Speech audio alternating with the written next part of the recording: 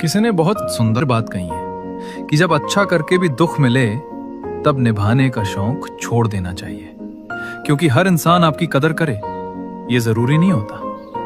कुछ लोग सिर्फ तब तक अपने होते हैं जब तक उनका मतलब पूरा हो रहा हो, और जब उनका मतलब खत्म होता है तब वो आपको भी भूल जाते हैं। इसलिए हर जगह खुद को साबित करना बंद करो। जो लोग सच में अपने होते हैं वो आपकी खामोशी भी समझ लेते हैं।